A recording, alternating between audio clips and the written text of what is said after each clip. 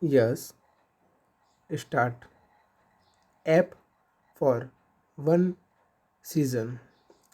Arogya Setu has sparked concerns.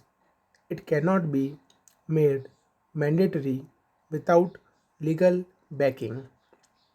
The Center's national directive for the mandatory use of its contact tracking app Arogya Setu as part of its COVID-19 combat measures fall short of established legal standards for the protection of privacy.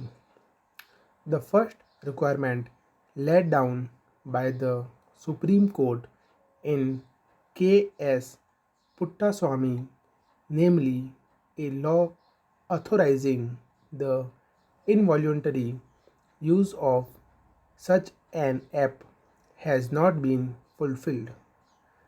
The government has no power to make the app's use compulsory without legislative authorization. There is no legislative guidance for the app's purpose, functioning, and the nature of the use of the sensitive personal data it collects. Going by the directive issued under the Disaster Management Act, all people residing in containment zones, all government and public sector staff, and all employees, both public and private, who are allowed to work during the lockdown will have to download the app, which also cautions against not not keeping the phone's location and Bluetooth on. Lawyers and activists have raised concerns not only over privacy, they fear that assessments made on the basis of information collected may be used to restrict public movement and access. The absence of a sunset clause or a rule limiting the purpose for which the data can be used or spelling out the entities authorized to use them are all valid concerns. Some, like Congress leader Rahul Gandhi, fear it could become a surveillance tool. However, Arogya Setu seems to be quite popular.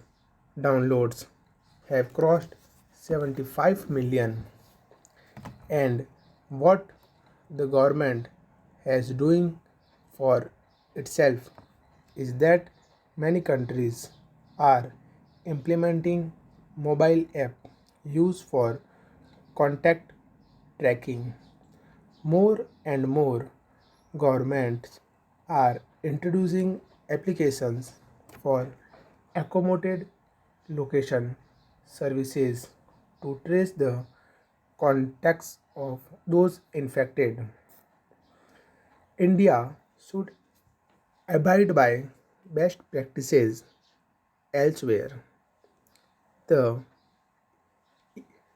has laid down guidelines to the effect that such app use should be voluntary, that it should preserve user privacy and should not be used after it becomes no longer necessary. Israel's Supreme Court recently struck down the emergency powers given to the country legis- intelligence agency to trace the phone location of COVID-19 patients without enabling legislation. Australia's tracking app has sparked privacy concern, but the government has released a privacy impact assessment.